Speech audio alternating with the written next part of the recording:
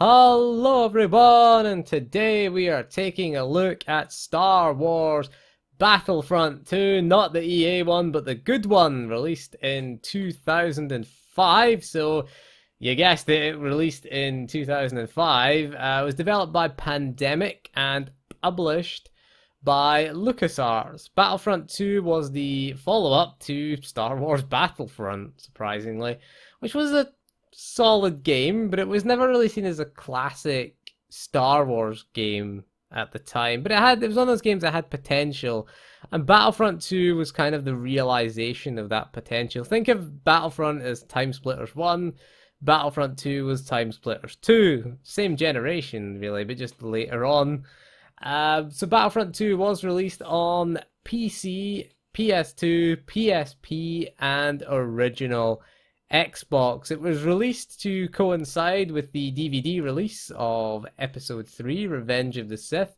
Interestingly enough, the DVD release of Episode 3 did include a demo of the Xbox version of Battlefront 2. There's a nice little fact for you there.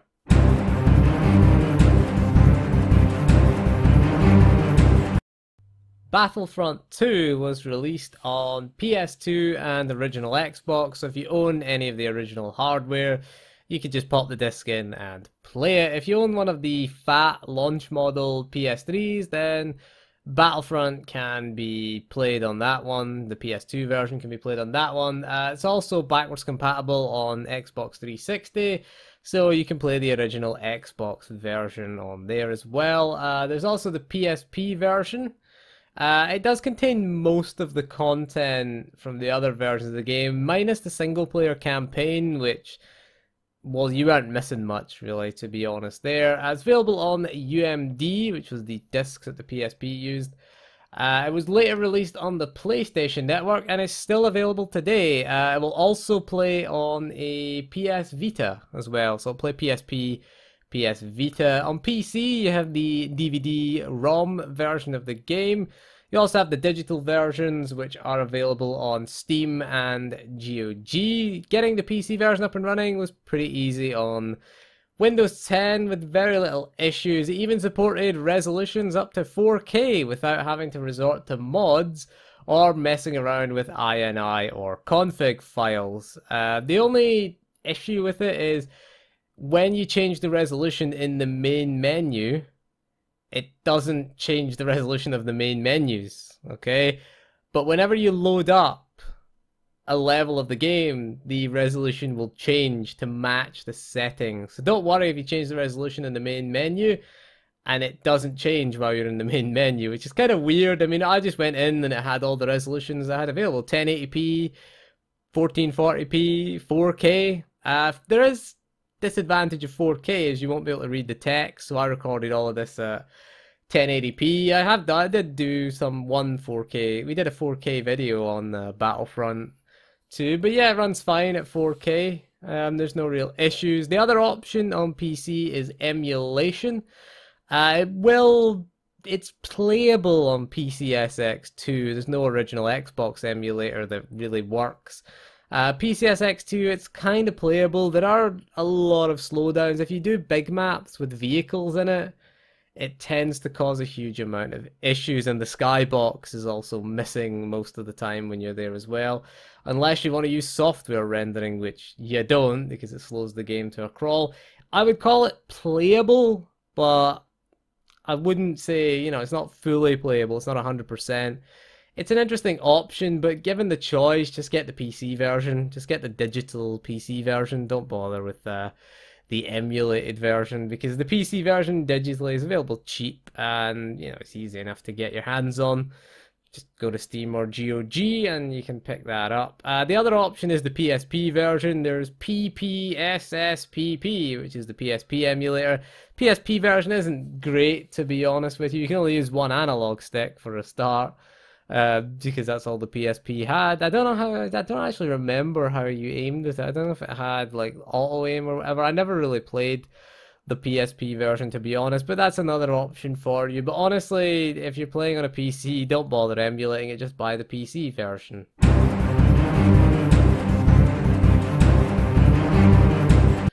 Alright, so we'll start with the PlayStation 2 version, which can be found for around £6 to £10 in the UK. In the US, it's around $15 to $20. For the original Xbox version, it is quite a bit more expensive. In the UK, you're looking at £20 to £30. I saw quite a few that were above £30, to be honest. Quite expensive. In the US, again, you're looking at $30 to $50, so quite a ridiculous original Xbox price. Weird considering Xbox Live is no longer available. I don't know, maybe you can play it Systems Link. You can still play that, at least, if you want to play multiplayer.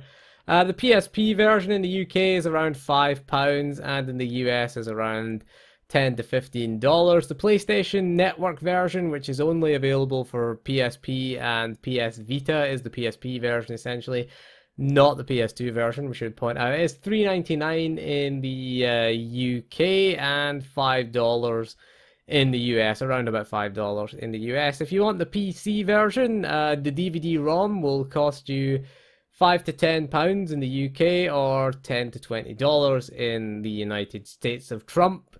If you want the Steam version, it'll cost you, outside of a sale, $6.99 in the UK and $10 in the US. GOG is £8 and 9 pence in the UK, and it is $9.99, $10 in other words, in Trumpland. The version to go for really is the PC version. I would just go for the digital PC version.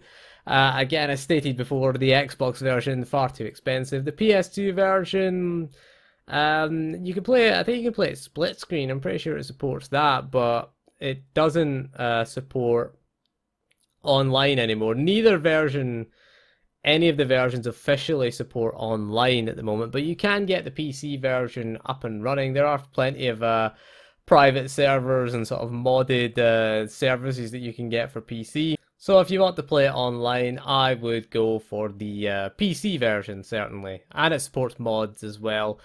Xbox version can run on an Xbox 360, which is good, but again, no Xbox Live support. So just get the PC version, ultimately.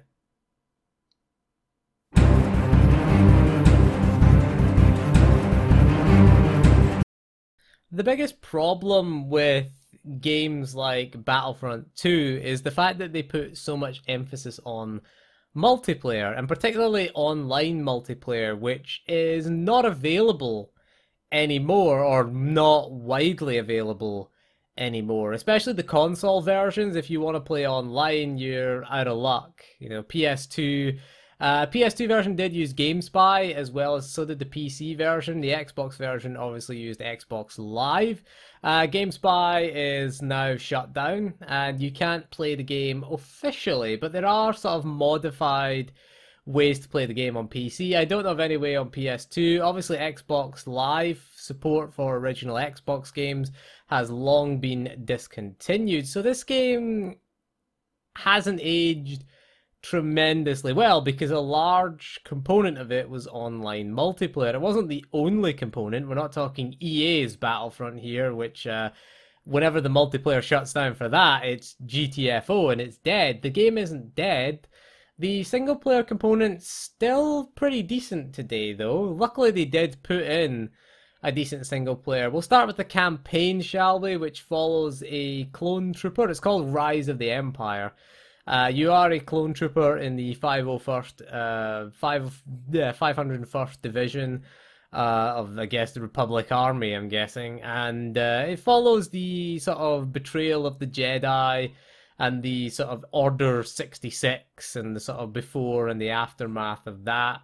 It's not very good, to be honest, the campaign. I would just skip it. It just tends to be multiplayer maps that you play through, and it just has like a cutscene before and after each mission. It's not great. The best thing about single player is the conquest mode. Conquest mode is where where you should spend the majority of your time rather than playing the single player. I only did the first two missions in single player for the review, and spent most of the time doing conquest. Now the thing about conquest is you pick a side. First of all, you want to pick an era. You know, you pick the era. You've got the Clone Wars era and you've got the Galactic Empire era. This is true for all the multiplayer modes. They all have different eras that you can pick. Obviously, Clone Wars era, you're going to be the Republic versus the droid army of the Separatists.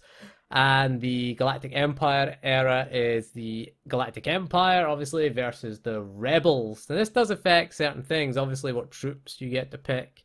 The game offers up a class-based system. Okay, it's very similar to Battlefield. A lot of people compared it to Battlefield, and it was kind of ironic. It's why a lot of people were kind of pleased when EA's version came out and it was DICE that was doing it. Of course, DICE are the developers of Battlefield, but that's not to say that they made a good game, obviously, because they kind of dumbed it down too much. But we'll get back to Battlefront 2 now. Yeah, you pick your class. In Conquest mode, you have to buy the classes with credits. Basically what you do is you take your fleet across the galaxy and you conquer or defend planets. It's kind of a turn-based type thing where you move your fleet around the galaxy map. You can engage another fleet and do space battles. That was another thing that was added in Battlefront 2.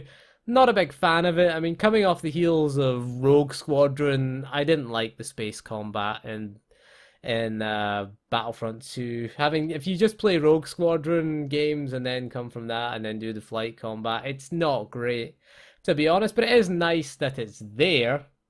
So what you do is you move pieces around, you move your fleets around the map, and the goal is to conquer the galaxy and destroy the enemy fleet. So you pick your side, you can pick the Rebels, you can pick the Empire.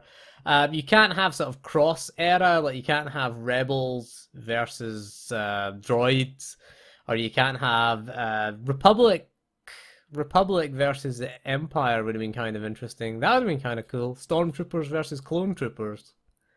Who can shoot at the air first, maybe? Well, clone troopers could hit things, really. That was the main difference, is clone troopers could actually shoot stuff and stormtroopers couldn't. So that would have been a one-sided contest. But yeah, you go around, you get resources, you get perks as well that you can buy. You get things like enhanced blasters, you get heroes, you can have the heroes, we'll talk about them. Heroes basically are, what do you think? They're major Star Wars characters. You get heroes like Luke Skywalker, Darth Vader, Han Solo, Darth Sidious, you know, basically major Star Wars characters, dependent on the map and dependent on the era. For example, Hoth, if you play as the Empire, you get to play as Darth Vader. If you're on the Death Star, you are the Emperor as well. A few other quests. Endor, you get to be Han Solo.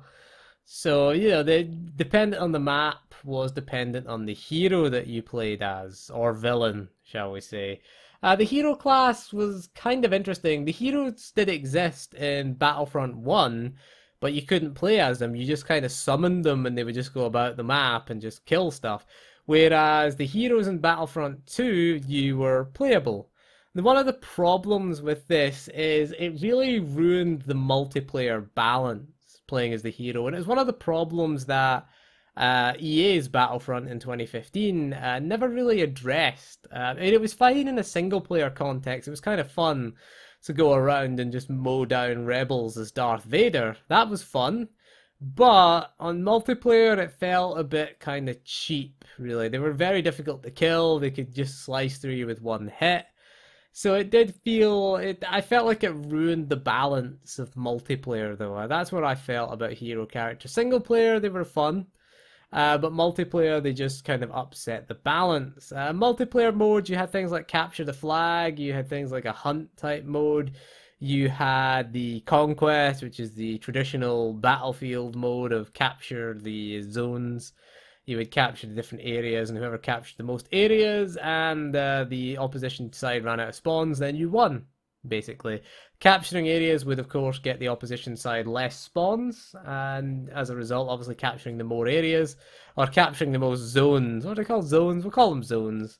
Zones, we'll call them, meant that you would win the match, really. Capture the flag was as you would expect. You had a few other modes as well, but mainly Conquest was the thing that everybody played in the game. I remember playing this back in the day, back on Xbox Live. It was a game that stopped me playing Halo 2, We used to play this quite a lot, actually. We used to play this as well. I think until Battlefield 2 came out, we used to play this. And Battlefield 2 came out on Battlefield 2 Modern Combat. We used to play. We used to do Battlefield 2 on PC and Battlefront on the Xbox Live. And then Battlefield 2 came out, and then we played that on Xbox Live. But we ended up playing that because it was Halo 2 was the big game in 2004.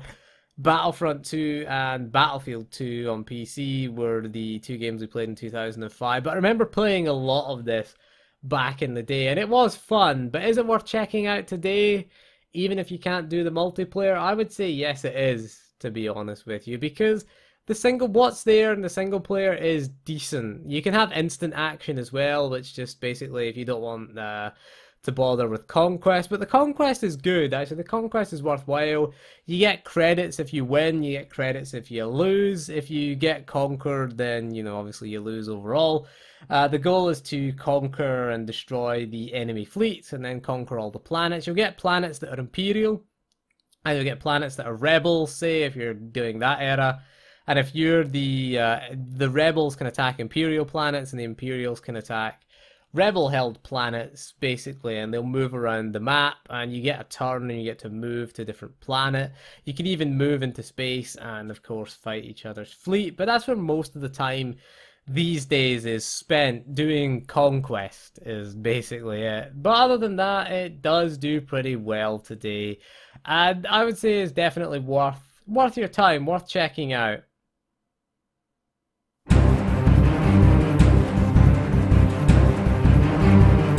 So Battlefront 2 was considered one of the best Star Wars games ever made. That's why there was such hype and excitement when EA announced that they were bringing back Battlefront. It was one of the first franchises that they brought back. It was probably the number one most requested franchise. KOTOR was probably second. All we need is, do we want a KOTOR EA game? Probably not, given how Battlefront in 2015 turned out. But if you compare the two games, Battlefront 2 in 2005 to Battlefront in 2015, you've got to say that Battlefront 2 was so much better. So you got so much more for your money back then than you did now. You got the conquest, you got a single player campaign, you got sort of offline with bots. I know they added it in Battlefront eventually, but when Battlefront 2015 launched, it was just lacking a huge amount of features. Yeah, the multiplayer was solid. It wasn't great. It wasn't that deep either. Neither was Battlefront 2's, to be honest. It was fairly simplistic in its nature, but that's what made it fun. I mean, essentially, it was just about that was what it had to deliver, was big Star Wars battles on a large scale, and it did that. It did that. The multiplayer was excellent, the conquest was great, and I think that's what it delivered, and it was quite a high standard set for Battlefront in 2015, and Battlefront in 2015 fell so far short of that, and that's why we're kind of cautious for EA's Battlefront 2. It's going to have a single-player campaign. I dare say the single-player campaign will probably be better certainly than Battlefront 2 in 2005 single-player campaign, because that was that was the weakest element of Battlefront 2 2005 was its single-player campaign. Again, but it did make up for it with other areas. Plenty of maps, plenty of modes as well, and I like the class system. They did away with it to an extent. EA certainly did away with it in the later game, but then I would like to see it make a comeback because it was kind of cool. It was cool to play as a Wookiee as well. You had a Wookiee. Wookiee was a class in Battlefront 2. You had a bowcaster, which was kind of like a shotgun. It was kind of weak at distance, but was very good at sort of short range. And I kind of liked some of the classes in the game. There was a clone trooper with a minigun. You had like a jet trooper. You had the dark trooper. They were all pretty damn cool. Again, they kind of changed the way that you played it. I like the hero classes, but again, they kind of ruined multiplayer. Hero classes for the single player, fair enough. Hero classes for the multiplayer, not really. It's still a problem that they didn't solve in EA's Battlefront. Maybe in Battlefront 2, even just having the option to disable heroes, you could do that in Battlefront. You could make up your own. You can make your own sort of rules and change your own sort of match types around there. There was sort of customization in terms of the maps that you could do as well. You could have different map rotations, etc., and different mode rotations. And you can make your own custom playlist, which was kind of cool, and something that was, you had private matches in EA's Battlefront, but it was largely missing. You couldn't search for other players and go into the matchmaking with a custom map like you could in Battlefront 2. But anyway, so we've come to the end of kind of our Star Wars month.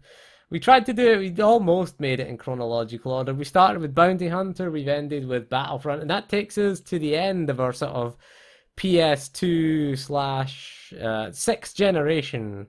Call it the PS2 era because it was the dominant console in that era. The 6th console generation of Star Wars games. We're going to take a look at Call of Duty World War II shooters in Season 3. We're going to start with Medal of Honor Allied Assault for reasons that will become clear.